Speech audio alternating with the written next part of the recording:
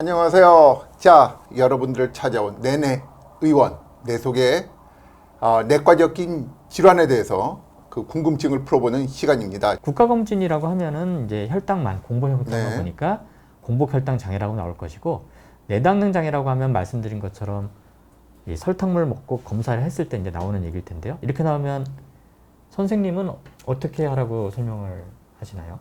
체중 감소하고 네, 운동해야 된다. 네, 그 다음에 이제 칼로리 그렇죠. 적게 네. 먹어야 된다. 이거죠. 네. 담배 끊는 거. 예. 담배가 혈관의 염증, 췌장의 염증 다 일으키니까 그런 게 중요하겠고요. 네. 어떻게 보면 이런 것들이 다 생활 습관 바꾸는 거잖아요. 그런데 이게 어느 것이 가장 효과적일까요? 많은 분들이 그렇게 얘기를 하세요. 아, 그거 뭐 의사들이 자꾸 뭐 약을 먹으라고 한다. 이렇게 얘기를 하지만 아닙니다. 이 연구 결과를 보면 가장 좋은 거는 생활 습관, 본인이 노력하는 맞습니다. 거예요. 네. 네.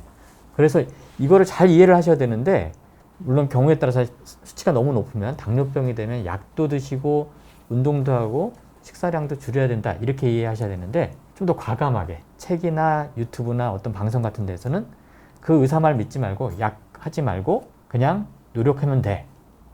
운동과 식사로만 돼. 그거는 아닌 것 같고요. 당뇨병이란 단계가 들어가면 그때는 약도 쓰고 운동도 하고 식사도 조절해야 되지만, 당뇨병 되기 전 단계는 일단은 저희가 권하는 거는 운동하고 식사. 제일 아래쪽에 있는 선이에요. 당뇨병이 10년, 15년 됐는데도 가장 적게 생겼죠. 그런데 여기서 얘기하는 생활 습관은, 그러면 오늘은 한번 운동할까?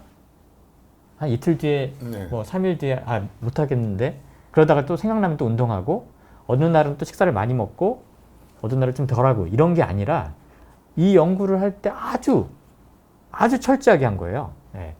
마치 우리 피트니스나 이 헬스클럽에서 하는 것처럼 거의 뭐 출석 체크하듯이 정말 운동 막 하루에 30분 이상 막 강하게 정말 등에 땀이 배길 정도로 하고, 식사량 어떻게 조절하는지 이렇게 해서 계속 본 거기 때문에 그냥 막연하게 내가 좀 약간 노력하면 되지 않을까? 매일 뭐 20분 정도 이렇게 좀 천천히 걸으면 되지 않을까? 네. 이런 수준이 아니라는 거, 네. 그걸 아셔야 됩니다. 운동을 어느 정도 해야 되느냐? 자, 뭐 매일 30분에서 1시간 정도 하는, 그런데 이제 그 유산소 운동으로 한다면 이제 좀 빠르게 걸어서 가을 날씨에 이제 땀이 좀 약간 숭숭 매질 정도의 그 정도 강도의 운동을 추천을 합니다. 근데 매일 못 한다. 그러면 일주일에 150분 이상 꼭 해달라.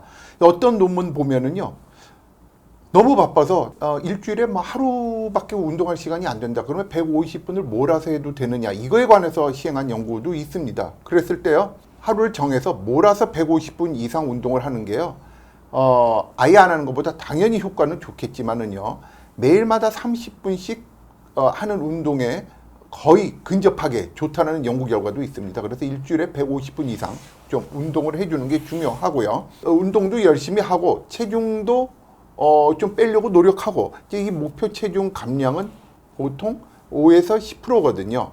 그 전체 체중의 5에서 10%인데 뭐 그거 쉽지 않잖아요. 제가 체중이 70kg인데 여기서 10%의 7kg 뺀다라는 게 쉽죠? 어렵죠. 네. 되게 어렵죠. 3kg 빼기도 쉽지 않습니다. 맞습니다. 그래서 이렇게 노력을 다 하고 막 했는데도 불구하고 당이 좋아지지 않는다. 이럴 때는요, 만일 나이가 60세 이하, 60세 이상이면은 이제 남은 여생 같은 거를 고려를 했을 때 이제 굳이 뭐 약을 안 먹어도 되니까요. 근데 이렇게 60세 이하, 그리고 체질량 지수가 35, 제 키를 기준으로 보면은요, 100kg입니다. 100kg. 엄청나죠? 네. 100kg 이상이거나, 또는 과거에 임신성 당뇨병의 과거력이 있거나, 이 세 개 중에 한 가지 조건에 부합을 하면은요, 메폴미는이라는 약을 먹으라고 권합니다. 예방 목적으로. 사실 이 가이드라인이 바뀐 지가 얼마 안 됐잖아요. 네. 그죠? 작년 말인가? 네. 미국에서 권고된 지가. 그래서 사실 이게 의사한테 가서 나이가 뭐 50이고 뭐 체중이 뭐 막 85kg이고 내 죽으라고 열심히 했고 열심히 운동하고 열심히 노력했는데 나 살도 안 빠지고 당도 조절 안 된다. 메폴민 처방해 주십시오. 라고 하면 선생님 해주시겠습니까? 지금 당뇨병이 아닌 단계를 말씀드리거든요. 네, 당뇨병 단계. 되기 직전. 네. 이 단계에서는 이 약을 보험으로 쓸 수는 없어서 네. 환자분이랑 잘 상의해서 예. 환자분이 본인이 이제 부담하신다고 하면 보험 적용이 안 되죠. 네. 예. 그리고 이 연구 결과들을 보니까 보통 메폴민을 한 1,500 정도 쓴 것 같더라고요. 네. 1,500mg. 네. 그런데 이 메폴민이라는 약이요, 참 신기한데 체중 감량 효과도 있고요. 암의 발생률도 한 30% 정도 감소시키는 걸로 돼 있고, 또 요새는 이제 이 노화를 억제시켜서 장수를 시킨다고 알려져 있기 때문에 미국에서 이 메폴민을 이용해서 이 노화 방지 연구도 시행을 하고 있습니다. 그래서 저는 메폴민이라는 약이 참 좋은 약인 것 같아요. 네, 만일 맞습니다. 뭐 환자분들이 자비로 먹고 싶다 그러면 우리가 처방해 줄 수 있나요? 비보험으로? 그것도 알아봐야 되겠죠. 그죠? 저도 한 번도 네. 해본 적은 없지만. 공식적으로 말씀드리면 좀 그렇습니다. 네. 하여튼간에 지금 현재 가이드라인은 이렇게 바뀌어가고 있습니다. 그런데 또 한편으로 이 부분에 대해서 또 이의를 제기하는 의사들도 있어요. 왜?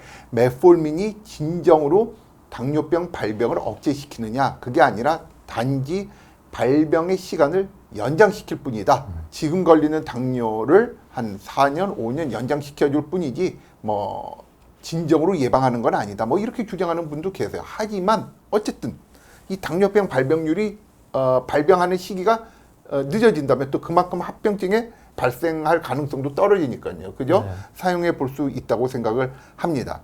왜 이런 경우에 하필이면 꼭 메폴민을 투여할 대상이 되느냐? 왜냐하면 이런 분들은요, 생활 습관 개선을 안 하는 경우에 당뇨병으로 진행될 확률이 유난히 높은 사람들입니다. 우리가 공복 혈당 장애가 있으면은 보통 그 중에 한 4분의 1이 이 당뇨병으로 진행하는 걸로 되어 있는데요.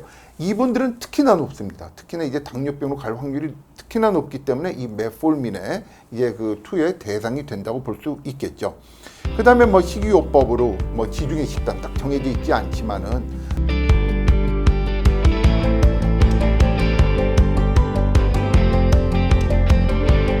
우리가 뭐 올리브 기름이나 신선한 야채, 과일 먹고 고기는 적당히 먹고 고기는 적당히 많이 먹지 않고요. 뭐 이렇게 하는 지중해 식단인데 이게 딱 정해져 있는 게 아니에요. 이제 뭐 제가 환자들한테 지중해 식단을 먹어라 그러면 환자들이 나 한국 사람인데 어떻게 지중해에 가보지도 않았고 지중해 식단 모른다 이렇게 얘기하는데 제가 설명을 해드리죠. 그런 게 아니라 견과류 좀 먹고 한 손 주먹 정도 되는 양, 그리고 뭐 탄수화물 가공되지 않은 탄수화물을 먹고 뭐 그다음에 올리브 기름 한 스푼 먹고 뭐 이렇게 뭐 설명을 합니다.